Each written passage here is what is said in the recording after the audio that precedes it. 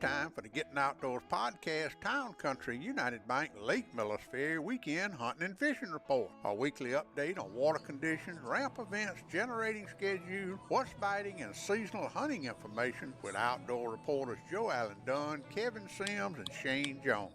This weekly hunting and fishing report is brought to you by the good folks at Town Country United Bank in Camden, Alabama, serving their customers for over 40 years. Town Country United Bank's highest priority is satisfied customers. Now, here's your weekend Lake Millis Ferry hunting and fishing report. Summertime, we're feeling fine, fishing on the lake, flipping jigs and Carolina rigs, from early morning till real late. Bonfires on the creek bank, kick back a couple beers. Yeah, we command the outdoors around here. Yeah, we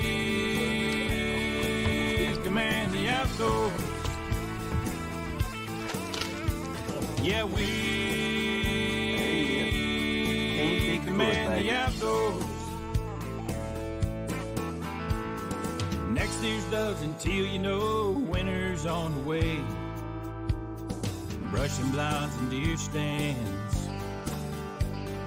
Fever starts to creep. Fill our freezers full of ducks, lots of tender deer.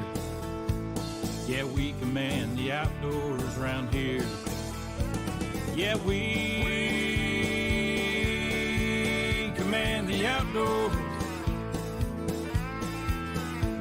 Yeah, we another one on the B&B Silver Shade. So grab your guns and shells, boys. Put on your camouflage. 'Cause we command the outdoors around here. We command the outdoors. Team Bigfoot in the house. James Jones Crappie Fishing. Got it. First one, 2023, smackdown.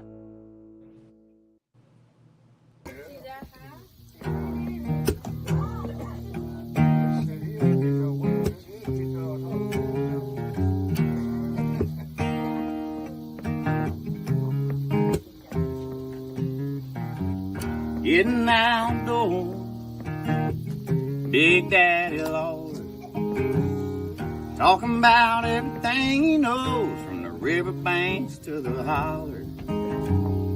Country boys, way of life out in the woods and on the water. Yeah, we're getting outdoors, Big Daddy Lawler.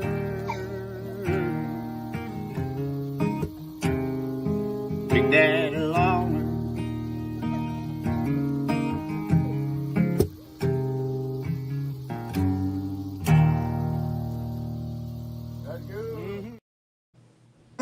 Pipkin's music. He picked that at Joe Allen's this weekend. I got it recorded. Thank you, Hunter, for doing that. Welcome to the Gettin Outdoors podcast 234, Town Country United Bank Hunting and Fishing Report with my outdoor reporters Kevin Sims, Joe Allen Dunn, and Shane Jones Fishing. Boy, we got a lot to talk about today. I just got through doing the podcast from old buddy Mark Brunner with Outfitters Depot. We talked about game cameras. It is so much to a game camera now. Joe Allen, you told me the other day, just about every one you sell, you have to set it up for them because there's so many bells and whistles on them now.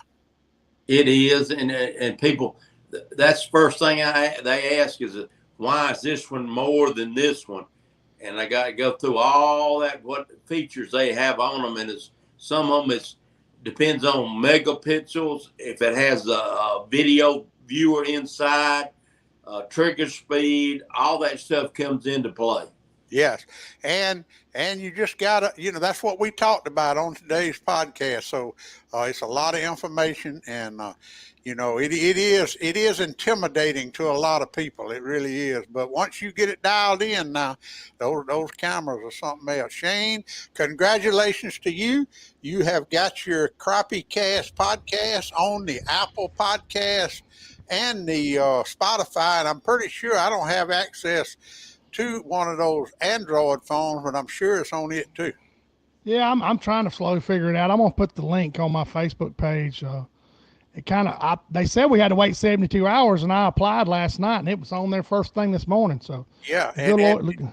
And all you got to do on your iPhone is just go to your podcast app. Every iPhone has a podcast app, and just hit that podcast and type in Crappie Cast, Yes, cast spelled with a K, and it's on there. And I'm sure it pulls it right up. Yeah, it sure does.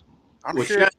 Will we be able to go to your Facebook page and look at it and share it from there, or do we got to go to that app to do it? That app just give me downloads and reviews. It just keeps the algorithm running, Joe Allen. It'll be, but I will. What's going to happen, Joe Allen? Like these in-depth series John and I are doing, we're going to put them on the podcast on the Apple, the Apple Radio and the Spotify, and then we'll put them on Facebook later on. They'll be on there first, so people can listen to them going down the road or at work or whatever. And then we're going to put them on Facebook that way, because a lot of people watch them on YouTube and Facebook. So we want to make sure everybody has access to them. But the link to the podcast is on my Facebook page and Shane's Facebook page. And to answer your question, you can put it, you can share it to your page too, Joel. Okay. Yes, you can. It takes it right to that link. I put I think I have 3 episodes on there now, some Crappie Cast Live episodes and the in-depth introduction, and we're going to do another show here pretty soon. Once we get this thing rolling, we'll add a bunch of shows. That way somebody can sit there and I try to name them and number them. That way people say, hey, man, we talked about this in episode 3 or whatever. So. And I listen to podcasts when I go somewhere like Montgomery or driving an hour and a half, man. That's way better than listening to anything on the radio. Me too. I listen to that Meat Eater podcast, and a lot of interesting podcasts are on there, on that.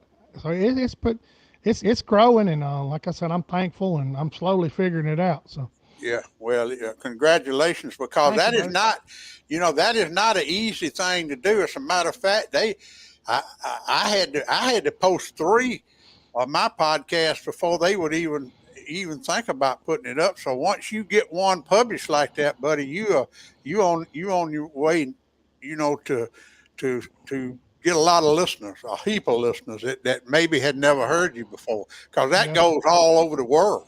Yes, sir. Getting to do your show and meeting different people and I guess that probably helped to speed up the process, because Crappie Cast, it gets brought up a lot in different avenues of social media. So, and like I said, they approved me first thing this morning, and then I got with Andrew from the Outdoor Recreation Network. We're trying to get on Spotify now. He's trying to walk me through it to get on there, and like I said, everybody's help, and it's going to continue to grow, and we're going to continue sharing information. All right, everybody, if you hadn't got your hunting and fishing licenses, they have expired. And if you went hunting this weekend or fishing, you are not legal. So be sure to go get your hunting and fishing license. Once again, if you are 65 or older, 16 or younger, you are exempt from having a hunting license. Or if you hunt on your own land, never did clear that up, but you don't have to have a license if you hunt on your own land. But if you hunt over corn, you have got to have that bait privilege license. And I see where they went up from $15 to $17 this year. I didn't know it. No heads up. They just went up $2 on them. Imagine that. Yeah, I told Big Daddy, I said, hey, it went from $15 to $17.45 or something. He goes, really? I said, yeah, it's just right there. Why not go ahead and make it even $20 and hey, whatever. Why are you on $17, man? Don't tell them that. Heck, don't tell them that, because they'll do it. But hey, I don't have a problem with it, Big Daddy, if they show me where that money's going. Yeah. Hey, it went to Greenfields on public land. That's great. I don't mind. I mean, I really don't. That's what I say. That's the problem I have with the conservation. It's just the transparency and communication with their stakeholders. We are their stakeholders. They work for us. So they should be a little more transparent. They should give us a heads up if they're going up on a license $2. Well, Big Daddy, that's a lot of money. I remember when license, you didn't go pay about $16 or $17 for everything, And Well, now I it's can over tell you, $100 for a hunting and fishing license. Well, Big when I Daddy, owned Big Daddy's Bait Shop in 1979, I sold hunting and fishing license, and you could buy a county hunting license for $1.25. Yeah. And I got a quarter for selling it.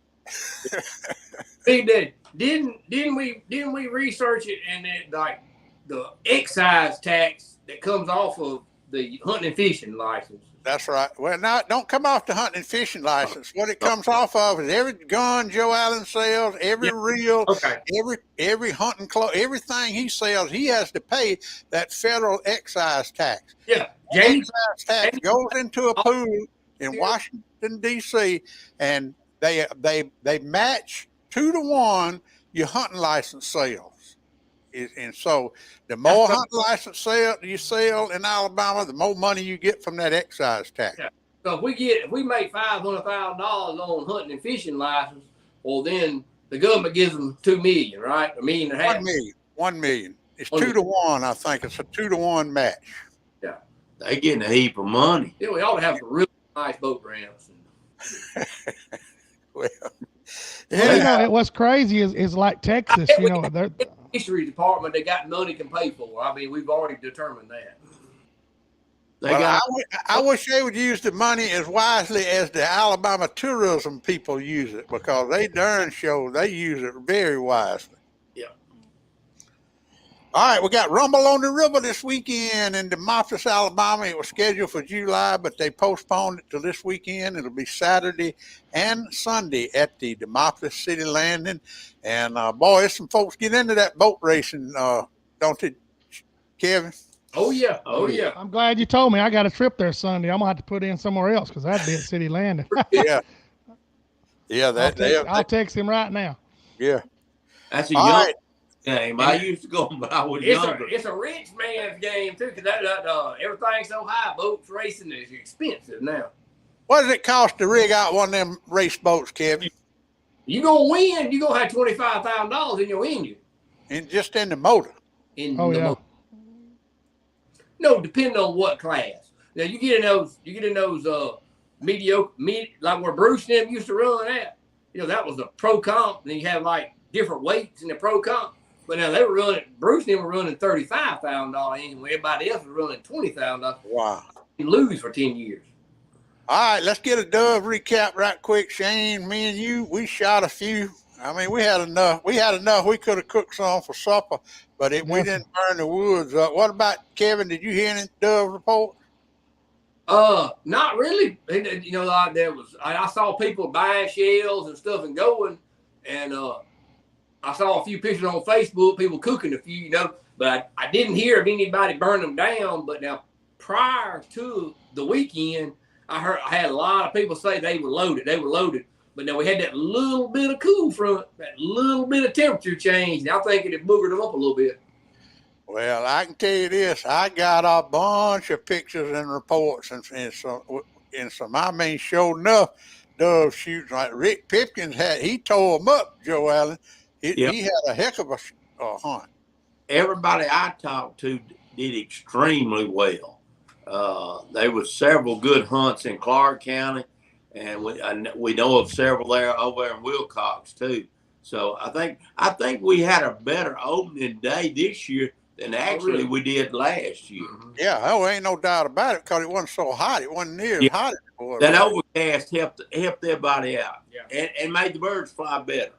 Yeah, and I do want to mention the 7th annual Ironman Dove Hunt Wheels for Emma is this weekend in Chatham, Alabama. I don't think it's cost anything. Just show up. Corey Tate is the head of it. Give him a call, 251-589-8479. That's down there in Chatham, Alabama. That's a huge event down there. I've been seeing a lot of stuff on social media about it. So I don't know of many paid dove hunts around. Have y'all heard of any? No, everybody's scared. What they scared of? Scared they ain't legal. There's too many technical. They've been harassing some folks, and that's exactly right, Joel. I mean, they're scared to sign 60 people up, and then here come old Green Jeans, and so you got 3 pieces of corn and 50 acres here. You know, it's their discretion. So I mean, and you can't get them out there to look beforehand. You know, that's what stinks about the situation. You know. Hey y'all, let me interrupt you there. Glenda Clark is on here. Glenda and Everett Clark is who I bought Big Daddy's Bait Shop from in 1979. So how you doing, Glenda? She's down there in Dothan, Alabama. They went down there and opened up a store, and we go way back, me and Miss Glenda do, and I appreciate you tuning in, my dear. All right, cooking. The cook-off, the Alabama Wildlife Federation Selma cook-off. They announced the date the other day. It's going to be October the 19th up there in Selma. I know that's a long ways off, but they are looking for cooking teams. And Joe Allen, I thank you. And I don't know what happened to the camp chef. I don't know what happened to your buddy Todd, but I mean, I ain't heard from him in 3 months. We still here. We can do some, you know.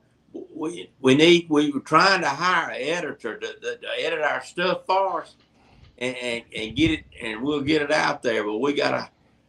He's talking about getting his daughter to do the editing and the social media that we need to have done to do that. But I'll be glad to do some more. I'll just throw them on Facebook. But I'm talking about doing a dead gum. You and Todd need to be competing against the Tucker ATV team and them Alabama Wildlife Federation cook-offs. That's what y'all need to be doing. No, we're not professional now. We doing this good old country boy cooking. We can't get in there with a professional now. No, they ain't professional. Ain't nothing professional about those cook teams. I can tell you that. They just love to cook. Well, it is to an extent. Them boys been doing it, all of them, way longer than we have, and you know, it's more work into that than what me and Todd do. Let's put it that way. Yeah. All right. Well, one more thing I want to mention before we get to the Town Country United Bank Hunting and Fishing report. We are having a lot of reports of stolen four-wheelers, trailers, zero-turn mowers in Wilcox County. I don't know if it's reaching out of Wilcox County, so everybody heads up on that. And I tell you, we got a great storage facility on the Camden bypass. I think you can get one of those slips for about $150 a month, and that's if you come up here hunting and fishing and don't want to leave your four-wheelers, lawnmowers, trailers, and stuff at the camp. I'd sure get me one of them slots and leave it there. It's worth that, because I'm telling you, this thievery is something else. Well, they don't do it during hunting season when people's got guns around, Big Day. They do it right now when everybody's getting ready to go. They used to do that. They went through a spell in Greene County. Them guys may be all the way from North Alabama doing that stuff. Yeah. You don't never know. There's just a ring of them. They sit around and have meetings like people do businesses where they're going to steal, and I'm sorry, you know what? They do it. So maybe they'll get caught. I sure hope they do. But I talked to William Malone the other day. He said he's been writing a lot of theft claims, you know, for zero-turn lawnmowers, side-by-sides, four-wheelers, and trailers. They're stealing the trailers and everything. So you know what they got to do to solve all that? Go back to watching Gunsmoke like I did. We got to go back to Matt Dillon law. Oh, Matt Dillon, he don't cut him no slack, does he? He'll kill a man, son. Right. All right, let's go to the Town Country United Bank Hunting and Fishing report. I went and checked this is for tomorrow now at Miller's Ferry. They are going to have the gates open from 2 to 3 p.m. at 48 megawatts, and from 3 to 4, 52 megawatts, and from 4 to 9, 72. Now, I still ain't figured out how many units that is running, but Kevin, you said last week they might run a unit and a half, and that's what we got to figure out. We got to fix a table up so we'll know what 48, 52, 72 is. It's probably 3 units, anything over 70. And I'm going to say that 55 is probably 2 or more. You know what I'm saying? Maybe 58. That's what I'm thinking. I've been watching it since you sent me that link. That's what I'm thinking.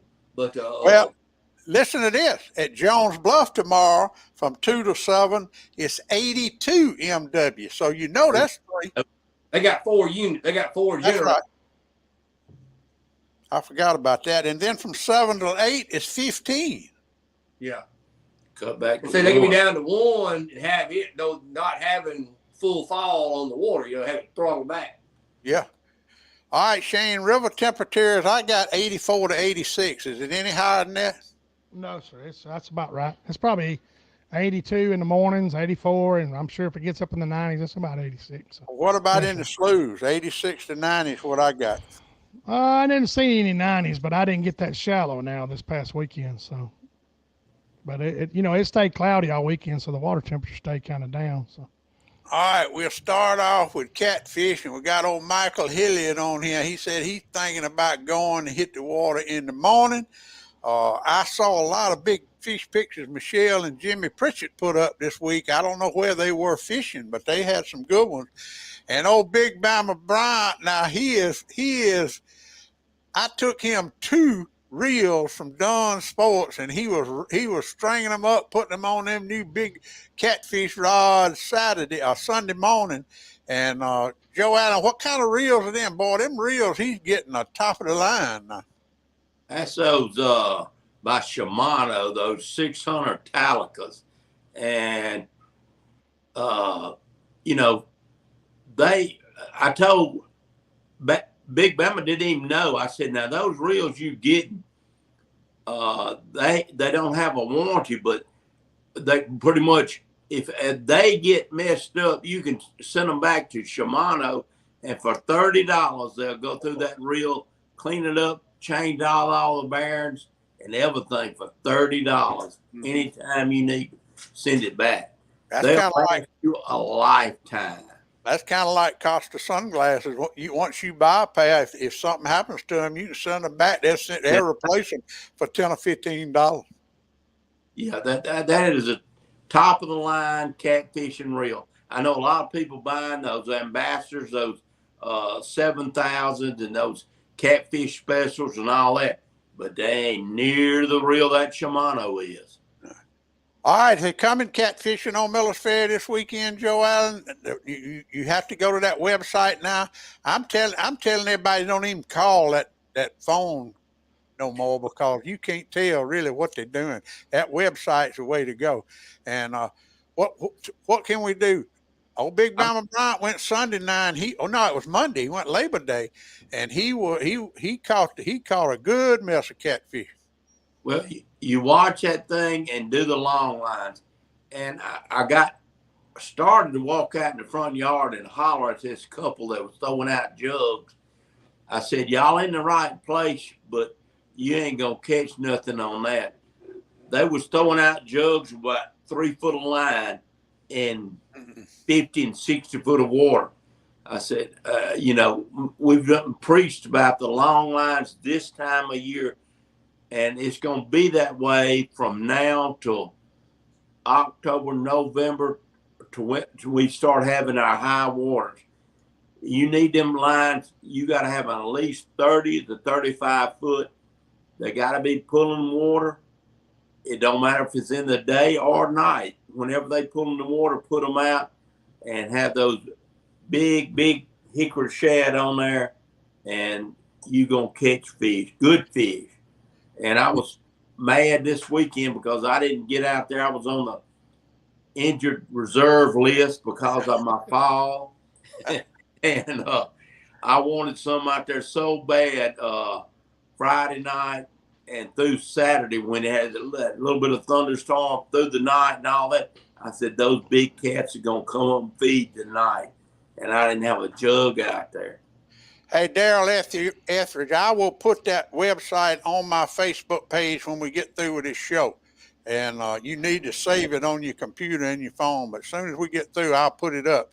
So just stand by and I'll put it up on my Facebook page. Well, Joe Allen, did you hear I didn't hear anything from Travis this weekend. Did he work or did he fish or what? I think he had other friends and stuff over, and he stayed pretty close to home.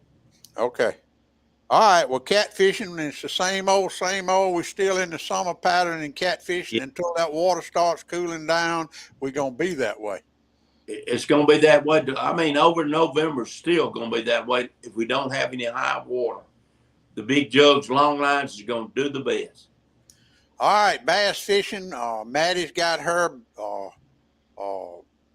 Bridgeport Summer Team Trail Classic. Now, that's not an open tournament, is it, Kevin? That's just a classic. No. 24 people qualify.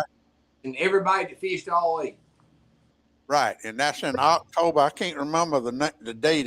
It's in October, and they announced the Elite Series tournament schedule today. And of course, we are pulling for Cole Sands. He'll be fishing the Classic in March, and they'll be out in Oklahoma, right, Kevin? That's right, Grand Lake. So, if you go, you and Don do any bass fishing this weekend?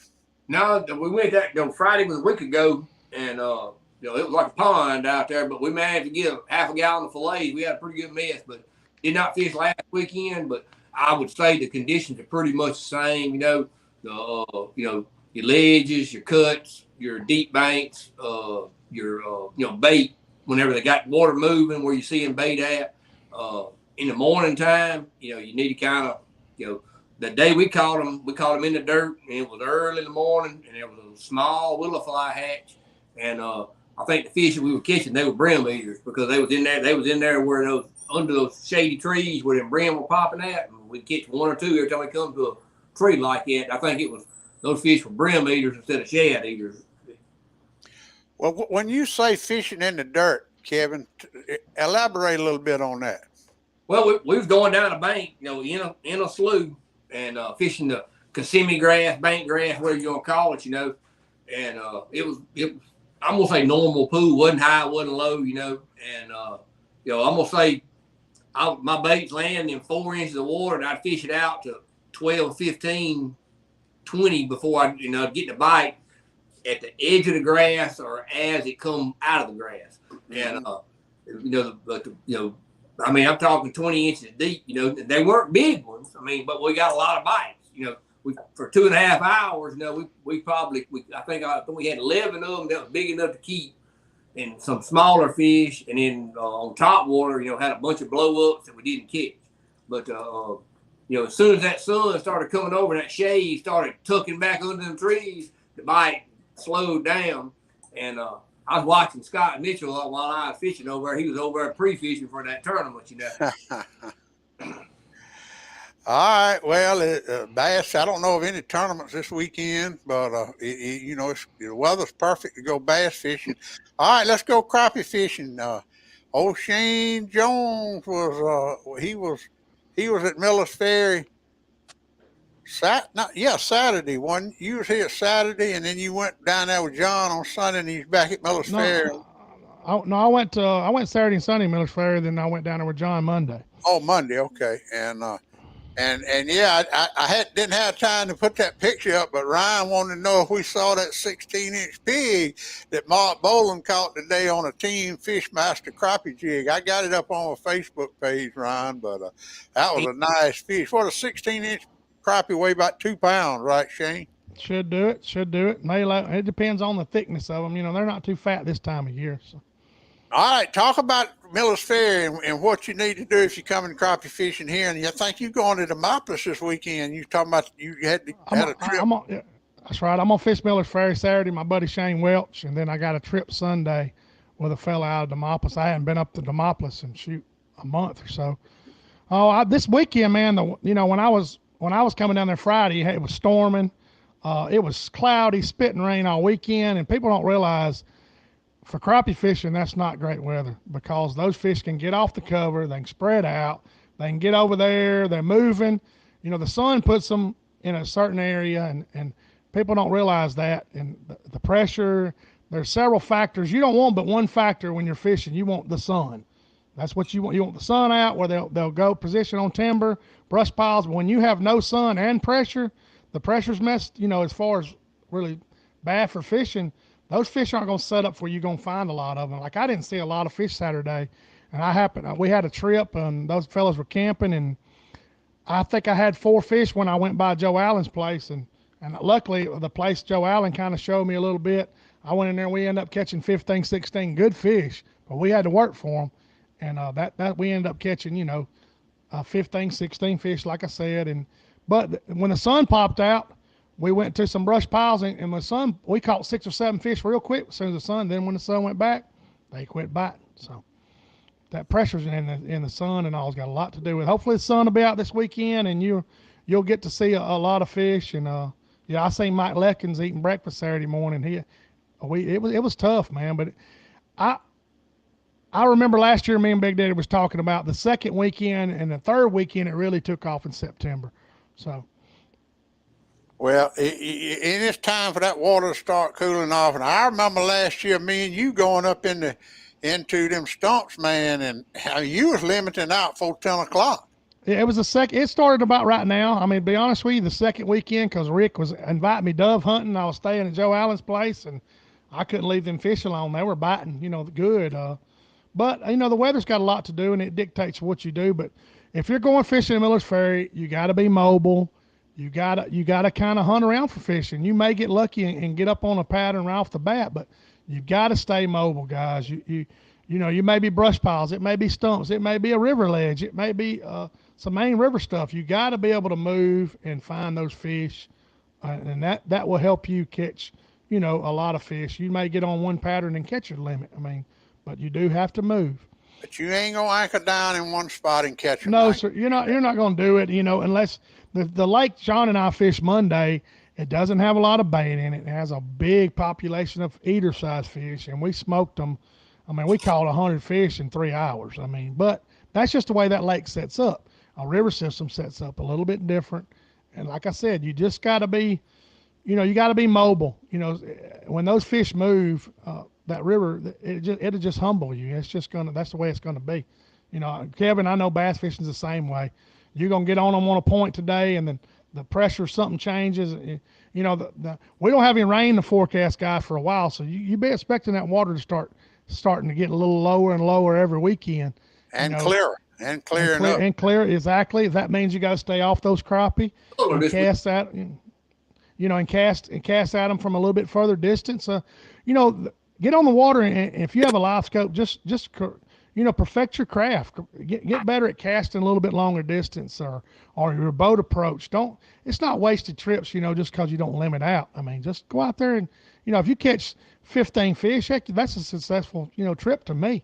I mean, yeah, like Jimmy Lawler went out there Saturday. He went from daylight to 4:30. I think he kept 8, 10 keepers, right. But he caught 30 or 40, and he told me that he was learning the whole time he was out. Yeah, that's exactly right. I mean, if you have forward-facing sonar or side scan, use that opportunity to search. And I went downriver since those guys were with me, and Sunday, I had time to just look around, and I found a couple more stumps that had a lot of fish on them, and I couldn't get but 5 or 6 of them to bite. But I marked those stumps, so it's not a wasted trip. I mean, always be looking. I'll tell you something else too, and you and John taught me. You set up my hummingbird side imaging, and what I do, I know where those brush piles and those stake beds are, and I'll take that side imaging and go by them so I can identify them on my side imaging. Then I'll go new places, and I'll find me some new ones. And you ain't gonna believe what you'll find with that side imaging if you just take an hour or two just to look. Like I always tell people, what that good place looks like on your side scan, that stump, that brush pile where you catch fish. You go to another area, I mean, you recognize that brush pile looks just like the one you've been fishing. That's right. If it's in the same type of location, on a point, on a drop off, on a ditch, or beside some standing timber, hey, repeat that. Don't take all that stuff for granted. Take, a mental note or a note on a piece of paper and go back to those areas and say, hey, they may not be here today, but there's going to be a point in time of them fish are going to be there, and I'm going to catch them. That's right. All right. Last weekend, I did the podcast with Black Belt Waterfowl digital creator Alan O'Brien. Great podcast. If you hadn't heard it, you need to go listen to it, because this weekend, special teal season comes in. Are you hearing anything, Joe Allen, about the teal? No, but I'm sure that there. I heard some the week before, but I hadn't heard anything right now. Okay. We got steel shot in the store if they need any of that. Yeah, I bet you do. And also this weekend, rabbit and squirrel season comes in. I don't remember it coming in this early, but it comes in, and I wouldn't want to be in them squirrel woods or rabbit woods right now, hot as it is. And They get it right now. Well, I got plenty of snake boots. yeah, There's old Jason Threadgill. yeah, He caught some big fish. He caught some big fish Saturday. There it is. Yeah, there you go, right there, so. that was a week before, but he had a kid with him. I don't know if that was his son. He caught some this past weekend. Some real nice fish. Yeah, that's a good fish right there. Yeah, that's a beautiful fish, man. They're out there, guys. Like I said, man, you can't get frustrated. But hey, it's gonna. The closer it gets towards October, it's gonna ramp up a little more, guys. So get out there and find you some areas. You know. And you know something we hadn't talked about, Shane, and you know it ain't but a couple of weeks till that Mr. Crappie big tournament and big expo up in Birmingham. You and John gonna have a booth up there at the expo, and I think Jason fishing or is Brandon fishing with somebody else? Brandon's fishing. I don't know if Jason Domain is or not. Aaron Knight's fishing. About Jason Threadgill. I don't know if he fishes with his brother. He may be fishing with his brother. And I'm not sure if him or Joe Pretenza. We got a bunch of Alabama hammers gonna be up there though. Yeah, Steve from Lemons Tackle just texted me as we started. He's sending me a bunch of baits to give away. There he is. Jason, good deal. Mm-hmm. Oh, he sent me a bunch of baits. We're booth number 7. I've got a power brakes display. What's that, Joe? I mean, Kevin. Fish. Do what? Is the tournament on? Oh, it's Logan Martin at Lincoln Landing. It's Logan Martin at Lincoln Landing. It's going to be the 22nd through the 24th. They got 3 days. The weigh-ins are going to be, the final weigh-in will be at the BJCC. The other weigh-ins will be at Lincoln Landing. So hopefully one of them Alabama boys is leading. They can come jump in the booth with us come Saturday. But we got a power brakes display. John's going to be tying jigs for the kids. I think we got some shirts. I've got some baits that Steve from Lemons Tackle, like I was saying, sending me. We're going to give away. Probably going to draw a trip. Hopefully we got a crowd to clog up that corner. I hope so. I hope they show out. So. Yeah, me and you and John need to do a podcast next week, probably before that thing, get it out there. Yeah, we sure do. Like I said, I look forward to seeing everybody. There's a lot of faces I see on here and commenting that I haven't met. Every weekend I meet somebody new down there at Rack and Reel, or they'll come up and talk to me and Big Daddy, and a lot of nice people, and they'll give me my phone number, their phone number, like, hey, if you break down on the river, and I'm like, man, I appreciate it. A lot of good folks down in that part of the country. Well, you should have had me up there signing them dialed in, done photos that Big Daddy made of me a while back. Yeah, you can come on up there. Hey, come on up there and sit in the booth with us. We're gonna have a big banner. It's got Crappie Cast and some of our sponsors that get behind us, and man, it's just a big place to fellowship, guys. And like I said, hopefully one of them Bama guys is leading that tournament, and hey, they can't tell us everything, but that's a big tournament, All right, Kevin, rodeo. Catch us up on the rodeo and our number one cowboy, Mr. Brody Sims. Well, they practiced last night. I went lifting I got over about 7:45, and about 8:15, 8:30, and he rode 2 horses, covered both horses. Practice horses, it's hard to get good practice horses. The horses, they didn't overperform, but he covered both horses. Still got things to work on, still getting better every time. We got to go to Missouri Valley in Marshall, Missouri on the 22nd, 23rd, 24th, the 21st, 22nd, 23rd of September. And then the next weekend will be the home rodeo at Livingston. That's going to be the big one, ain't it? Yeah. I was looking last night, they redone the announcer stand, and they're going to have the Jumbotron. They have the 2 mobile media guys doing their cameras, and then they have the one stationary remote control, where they can run it with their hands up the boom with the boom camera. I'll have it going, and they did on the UWA site. They did a media day and they did a bloopers day, and I watched it. I shared it on my Facebook page. It's pretty funny. And, well, I saw a video. I guess it was Brody put up where he was riding the dummy bull, and he was marking that thing out. Now he done got them feet up and marking them out now. Yeah. I put that on the reel on there and tagged him in it. It was he was getting at it on that dummy. That was probably, I don't know, 3 weeks ago, something like that, and he's everything's moving forward. We under a crunch time. He had a late start, but he's getting there. All right, Joe Allen, what's going on at Dunn Sports? All your dove stuff, you need to get rid of it. Your postseason's coming in. You cutting arrows and selling crossbows. What's hot at Dunn Sports right now? Well, all the stuff you named, we still got plenty of shells. Like I said, I got waders by Lacrosse in there for the guys going need something this weekend. If they found out they got a hole in something. You got lanyards, you got calls, and we got all that stuff coming on in for winter. We got long sleeve stuff coming in now. I know it's still 90 degrees, but we got a whole lot of Drake and Browning, camo clothes, lacrosse boots. We pretty much got everything that every big store has. We got it just in a little small area. If you can't find it, come in and ask somebody. We'll help you right with it. We got ammo's finally got better right now. We got a tremendous amount of rifle ammo. And I told Bubba we're going to stock up because that second punch ain't going to happen. What's out there now is going to be it. So we stocked up on any caliber rifle ammo you need. We finally got Hornady, Winchester, Remington, and a Federal. So we got a lot of it. Okay. And I didn't mention it when I was talking about the podcast I did with Mark Brunner, and he said that Eddie is getting out, going to the fields, going checking his fields. He ain't doing no physical work, but he's coming back strong, I tell you, and I was sure glad to hear that. Talking about Eddie Sauce. All right. Shane, tomorrow night, Crappie Cast, 7 o'clock, Shane Jones Fishing, YouTube and Facebook. You say John's going to be with some iffy service, so ain't no telling. I talked to him earlier.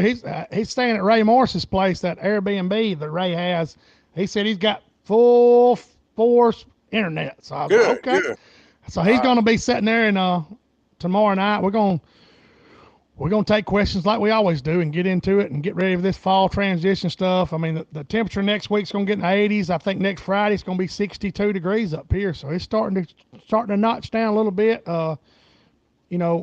It's going to be dry, guys. Like I said, that water's going to start going down. So, get out there, guys, when the weather gets tolerable and just mark you some spots, man. Get ready for the fall. And listen to Crappie Cast on Thursday night, Shane Jones Fishing, Facebook and YouTube, and also now on your podcast app, on your iPhone and your Android phone, and Spotify. I don't know anything about We're Spotify. trying to get on the Spotify. I'm talking with them as we speak, trying to get on there for another link, but you can get on Apple.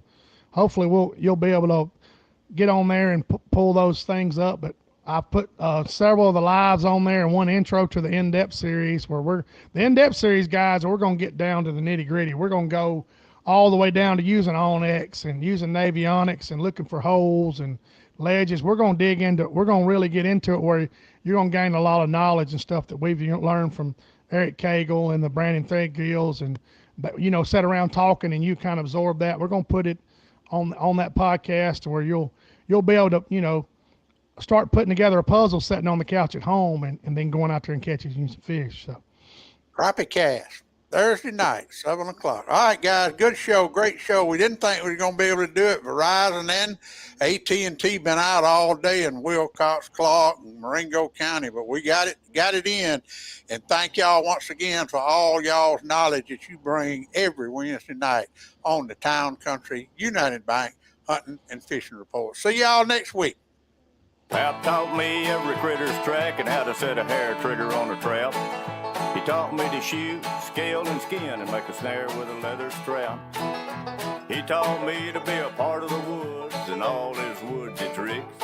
Said you gotta walk soft on 2 light feet and try not to break no stick. I thank Daddy for my savvy, how to hunt and how to carry anything that I might need to get a piece of skillet meat.